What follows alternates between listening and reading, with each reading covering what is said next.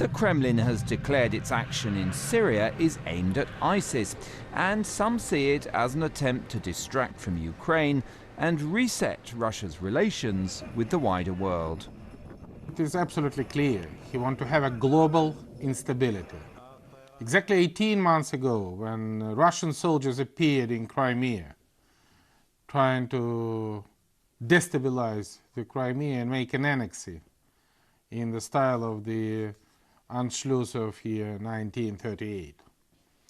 Exactly 15 months ago, when Russian soldiers appeared in Donbass, and we presented the evidence of the presence of Russian soldiers and Russian regular troops together with the Russian-backed terrorists, with whom Russia supplied tanks, missiles, multi-rocket launch system, and others. And now, when it's appeared in Syria, the purpose is the same. So, losing the economic competitiveness, Russia losing the inside support and stability, Russia won't destabilize the global security order.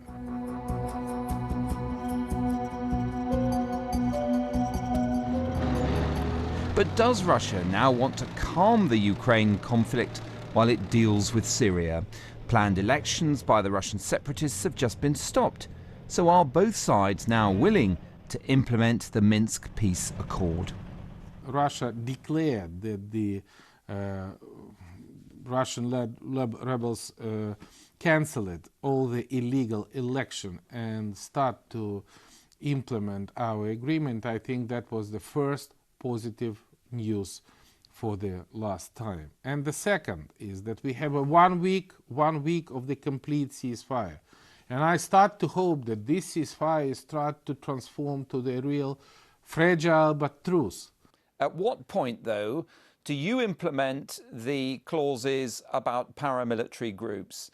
Because Right Sector, Azov Battalion, some of these Ukrainian paramilitary groups remain operative, and that's a problem. Russian propaganda blaming Ukrainian side that the Ukrainian paramilitary group is violating the ceasefire. We especially invite the OSCE representative, and the mandate of the OSCE representative is the whole territory of Ukraine. And we don't have any one single report from the OSCE when the Ukrainian party is violating, because we don't have any paramilitary group, neither on the touchline, and we have just regular troops.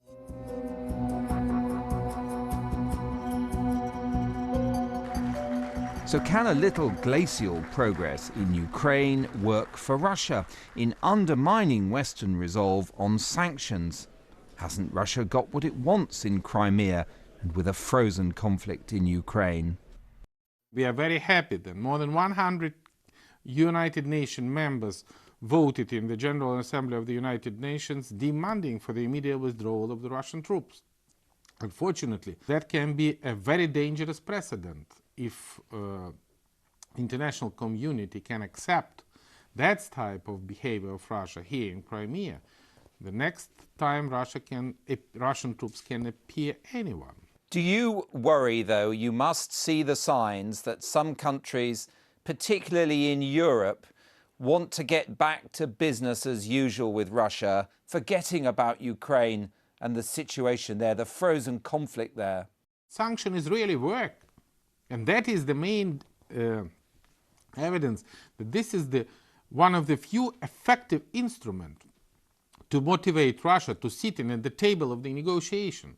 And this is not the question of Ukraine, because we here fighting not only for our sovereignty, we here fighting for the democracy and freedom, for our values which united us as a European countries, as a global civilization. And this is very simple, because investment now and helping, not investment, but helping Ukraine in this situation is an investment in the security, in defense of the European Union at least. Because Russia now wants again to create a belt of instability from Syria to Ukraine.